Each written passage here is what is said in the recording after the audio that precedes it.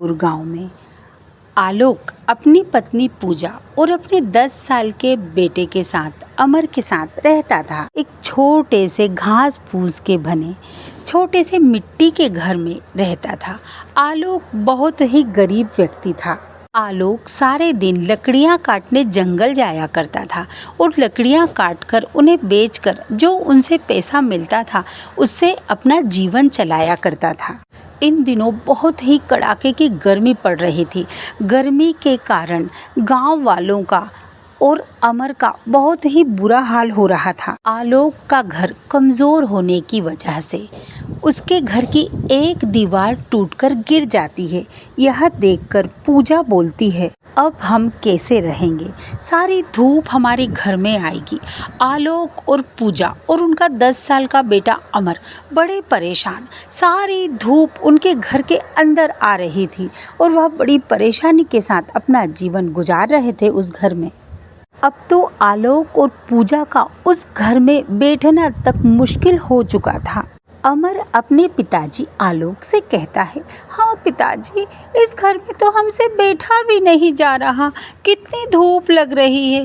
पूजा कहती है, हाँ जी, देखिए ना, हम इस घर में अब बैठ भी नहीं पा रहे हैं, सारी की सारी धूप हमारे घर में आ रही है। तभी आलोक कहता है, ठीक है पूजा, आज हम एक काम करते हैं, आज हम मिलकर इस दीवार को फिर से बना लेते हैं। पूजा आलोक से कहती है, हम इस मिट्टी की दीवार को कब तक बनाते रहेंगे? हर महीने 2 महीने में ये दीवार टूट जाती है और हम हर बार इस दीवार को बनाते हैं, लेकिन बार बार यह दीवार टूट जाती है। हम कब तक इस दीवार को बनाएंगे? पता नहीं ये कब तक चलता रहेगा। फिर आलोक कहता है, तो हम क्या कर सकते हैं पूजा? हमारे पास तो और कोई रास्ता नहीं, हमें इस दीवार को फिर से बनाना ही होगा। आलोक कहता है, पूजा, हमें कुछ भी हो जाएगी, दीवार तो बनानी ही पड़ेगी ना। दिन में भी गर्मी, रात में भी गर्मी, इस तरह तो हम तीनों बीमार हो जाएंगे। कितनी भीषण गर्मी है। तभी आलोक का बेटा अमर कहता है, पिताजी पिताजी, मेरा जो दोस्त है ना, उसके पिताजी ने घास का घर बनाया है और वो उसी घास के घर में रहते हैं। पिताजी, मेरे जो दोस्त है ना, उसके पिताजी ने 4-4 घास के घर बनाए हैं, घास के तिनकों का घर बनाया है और वह सब उसी में रहते हैं। क्यों ना हम भी घास का घर बना लेते हैं पिताजी? जी पिताजी, हम भी ऐसा ही करते हैं, हम भी 4-5 घर बना लेते हैं। हम एक घर में खुद रहेंगे, बाकी के घर हम किराए से दे देंगे। इस तरह से हमारी कमाई भी होगी। मेरे दोस्त के पापा ने भी ऐसा ही किया है पिताजी। और पिताजी, गर्मी के दिनों में घास के घर में रहने से बहुत ही फ़ायदा होता है। जब हम घास के ऊपर पानी डालते हैं तो ठंडी ठंडी हवा आती है और हमें बिल्कुल भी गर्मी महसूस नहीं होती है। बहुत ही मज़ा आता है उस घर में रहने का, बिल्कुल घर ठंडा हो जाता है घास की वजह से। तभी पूजा कहती है, हाँ जी, हम भी ऐसा ही करते हैं, घास का घर बना लेते हैं और वो घास के घर बनाने के लिए तो हमें पैसे भी नहीं देना पड़ेगा। घास तो जंगल में ऐसे ही मिल जाती है, हम चाहे जितनी घास लाकर घर बना सकते हैं ना। तब आलोक कहता है, अरे ऐसे कैसे घास का घर बना सकते हैं हम? घास का घर बनाना भी क्या बहुत सरल होता है? तब अमर उसके पिताजी से कहता है, पिताजी, मैं आपको बताऊंगा कि घास का घर कैसे बनाते हैं। अपन ऐसा करते हैं पिताजी कि पहले जंगल में जाकर हम घास ढूंढ कर लाते हैं, उसके बाद मैं आपको बताऊंगा कि घास का घर कैसे बनाते हैं। तभी तीनों जंगल में निकल पड़ते हैं घास की तलाश में। देखते हैं कि पूरा जंगल गर्मी के कारण सूख चुका है, कहीं भी घास का नामो निशान नहीं है और जो पौधे जंगल में लगे थे वह भी गर्मी के कारण सूख रहे हैं। हम तो कितनी दूर आ गए, लेकिन यहाँ तो घास का ठिकाना ही नहीं। हम कितने थक गए हैं ना, घास कहीं दिखाई नहीं दे रहे। आलोक कहता है, बस बस पूजा, हम बहुत थक चुके हैं और बहुत गर्मी भी है, अब हम इससे आगे नहीं जाएंगे, हमें घास कहीं दिखाई नहीं दे रही है। आलोक कहता है, अरे पूजा, मैंने ऐसा सुना है कि यहाँ से थोड़ी ही दूरी पर एक बहुत ही विशाल जंगल है। वहाँ पर बड़े बड़े जंगली जानवर रहते हैं। अगर हम वहाँ गए तो कोई अनिष्ट हो सकता है। पूजा कहती, नहीं नहीं जी, हम वहाँ नहीं जाएंगे। हम ऐसे जंगल में नहीं जाएंगे जहाँ हमें कोई खतरा हो जानवरों का। ये चलिए हम घर चलते हैं, क्योंकि थोड़े ही समय में अब अंधेरा होने वाला है। वैसे भी हमें घर चलना चाहिए। चलिए अब हम घर चलते हैं तीनों। पूजा और आलोक दोनों घर वापस जाने लगते हैं, लेकिन अमर वहीं खड़ा रहता है और उदास हो जाता है। यह देखकर अमर कहता है, अरे बेटा, घास तो कहीं मिली नहीं है।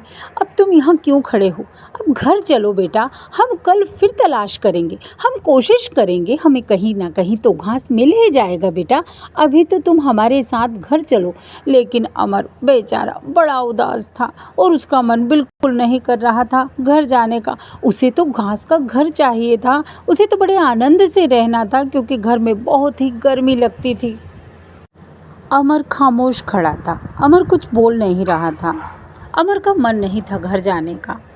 तभी पूजा आती, चलो आलोक, चलो ना अमर, कब तक खड़े रहोगे, चलो। और पूजा उसे धक्का देकर कहती है चलो।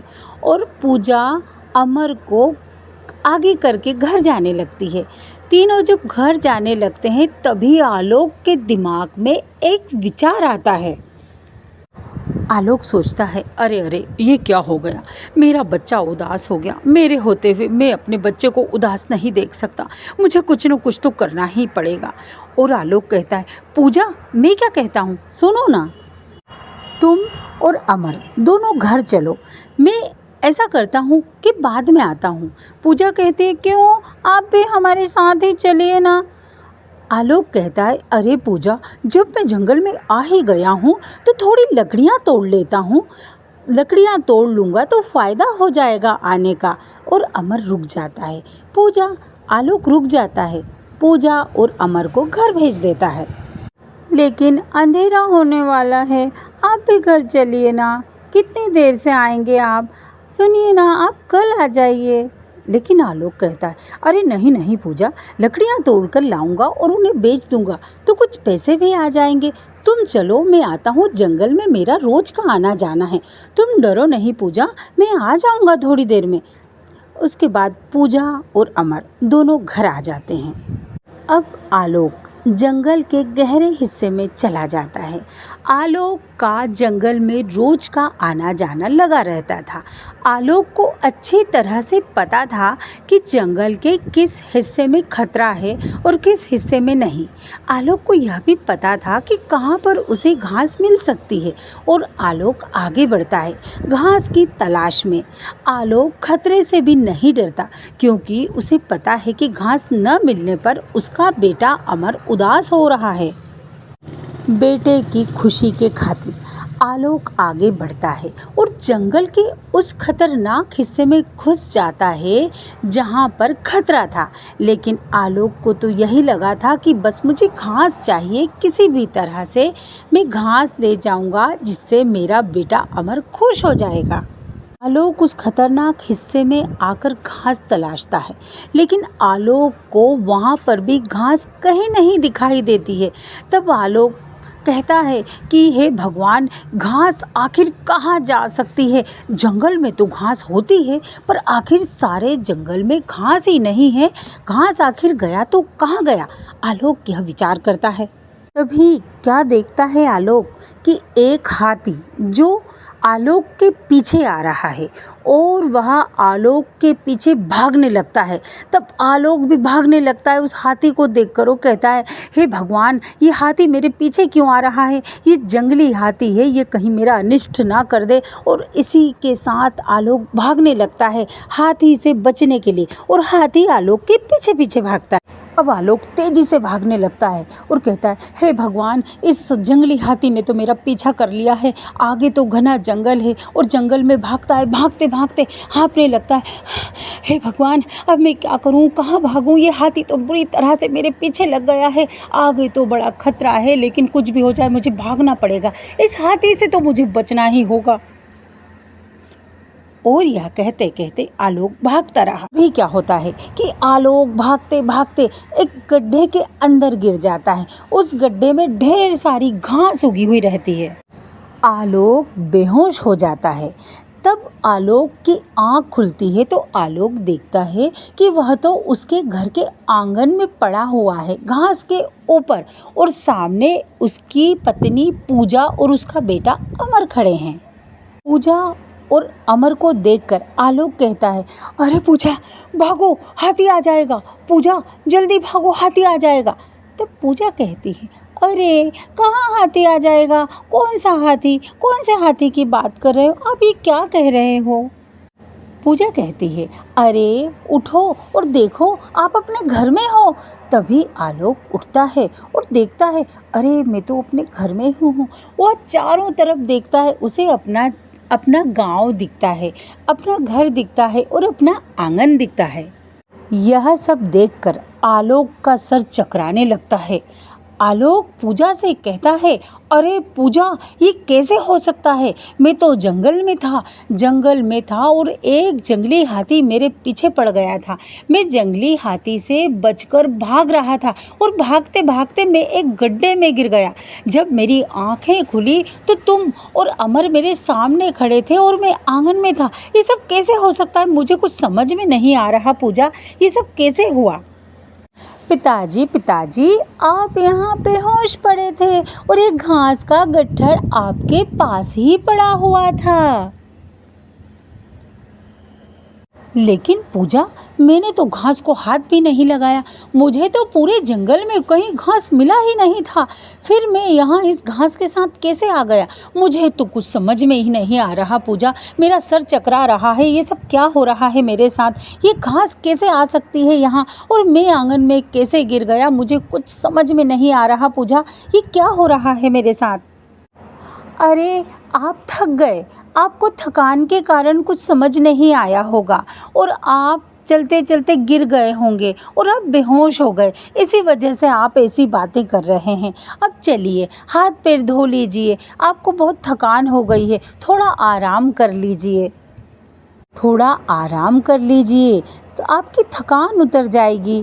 पिताजी इतने से घास से हमारा घर कैसे बनेगा पिताजी। बेटा अभी तुम्हारे पिताजी बहुत थक गए हैं, हम इस बारे में बाद में बात करेंगे। अभी इन्हें हाथ पैर धोकर थोड़ा आराम कर लेने दो, फिर हम सारी बातें इनसे पूछेंगे। चलो उठाओ, इस घास को उठाकर अंदर ले चलो।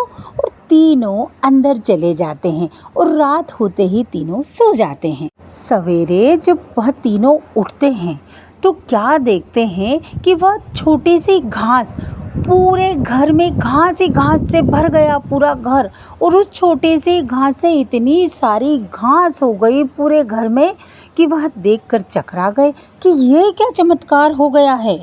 तीनों चकरा जाते हैं और कहते हैं, ये घास यहाँ कैसे आ गई। पूजा ये घास यहाँ कैसे आ सकती है, ये क्या हो रहा है। तभी उस घास से एक आवाज़ आती है, आलोक मैं एक जादुई घास हूँ, तुम्हें इतना हैरान होने की कोई ज़रूरत नहीं है। अब तुम इस घास से अपने कई सारे मकान बना लो और आराम से उस मकान में रहो। तुम जितना चाहोगे तुम्हें घास मिलेगी, क्योंकि मैं जादुई घास हूँ। क्योंकि मैं न तो कभी खत्म होने वाली हूँ और ना ही कभी मुरझाने वाली हूँ। उस जंगल में उस जंगली हाथी से मैंने ही तुम्हें बचाया था आलोक। मैं उस जंगल में कई दिनों से पड़ी थी, ना तो कोई मुझे खा रहा था और ना ही कोई मुझे ले जा रहा था। तब उस जंगली हाथी के डर से तुम मेरे ऊपर गिरे थे आलोक, तभी मैंने तुम्हें बचा लिया और मैंने ही तुम्हें इस घर तक पहुंचाया है। मैंने जादू से तुम्हें वहाँ से गायब कर दिया और जादू से मैं तुम्हें तुम्हारे घर ले आई। क्या उस जंगल से और उस जंगली हाथी से तुम्ही ने मुझे बचाया था प्यारी घास। हाँ आलोक, मैंने ही तुम्हें बचाया था। घास की यह बात सुनकर तीनों चकरा जाते हैं और वह घास से बड़े बड़े 4 सुंदर सुंदर मकान बना लेते हैं। तभी गांव वाले आलोक के 4 बड़े बड़े सुंदर सुंदर घास के मकान देखकर चकरा जाते हैं। अमर कहता है, अरे पिताजी देखो ना, ये घास कितनी प्यारी है। वाकई में पिताजी, ये तो जादुई घास है। इस घास की वजह से हमारे कितने सुंदर सुंदर मकान बन गए ना पिताजी। बड़े बड़े 4 मकान हो गए अब हमारे पास। अरे वाह आलोक भाई, कितना सुंदर मकान बना लिया है तुमने घास का। हाँ, कितना सुंदर मकान है। अरे वाह आलोक, कितना अच्छा मकान बना लिया। अरे वाह वाह आलोक, ऐसे मकान तो हमने कभी देखे ही नहीं। कितने प्यारे मकान हैं, कितने अच्छे मकान हैं। इस तरह से गांव वाले आलोक की तारीफ पर तारीफ किए जा रहे थे। देखिए ना जी, हमने वह मिट्टी का मकान किराए से जो ले रखा है, वो कितना गुफा जैसा लगता है। ना तो उसमें हवा आती है और ना ही उसमें पानी की सुविधा है। कितना बेकार लगता है, कितनी गुफा जैसा वह मकान लगता है। मुझे तो उस मकान में बिल्कुल भी अच्छा नहीं लगता। जब से मैंने आलोक जी का मकान देखा है घास का, मेरा तो मन इस मकान पर ही आ गया है। घर तो इसे कहते हैं। आलोक जी, आपने कितना अच्छा बनाया घर इसे कहते हैं। देखिए देखिए जरा आप, घास का घर होने के बाद भी कितना सुंदर लग रहा है और कितना चमक रहा है। इसके सामने तो अच्छे अच्छे मकान भी फेल हो गए। घास का कितना सुंदर मकान है ये। अरे आलोक भाई, बताओ ना, कैसे बनाया आपने यह मकान। अरे रमेश भाई, इस मकान को बनाने में बड़ी मेहनत लगी है। दूर के जंगल में जाकर हमें यह घास मिली है। घास लाकर हमने बड़ी ही मेहनत से इस मकान को बनाया है, तभी तो। अरे आलोक भाई, आपकी मेहनत तो रंग लाई है। देखिए कितना शानदार घास का मकान बना लिया है आपने। सुनिए ना आलोक जी, प्लीज़ हमें यह घर किराए से दे दीजिए ना। हमारा घर तो मुझे बिल्कुल पसंद नहीं आ रहा, लेकिन हमें आपका घर, आपके तो 4 मकान हैं घास के, हमें एक मकान दे दीजिए ना। हम आपको इस घर का किराया दे देंगे, क्योंकि अभी जहाँ हम रहते हैं वहाँ भी हम किराए पर रहते हैं। आलोक जी, हमें दे दीजिए ना। हाँ आलोक भाई, दे दीजिए ना, एक मकान हमें किराए पर दे दीजिए आप। ठीक है, एक घर का किराया 5,000 रुपये लगेगा। लेकिन अरे आलोक जी सुनिए ना, हमें भी मकान दे दीजिए ना किराए से। अरे आलोक सुनो, हमें भी मकान दे दो ना, एक मकान हमें भी दे दो ना किराए से, बहुत सुंदर मकान है। इस तरह से गांव के कई लोग आलोक से किराए पर मकान मांगने लगे और आलोक ने मकान किराए पर दे दिया।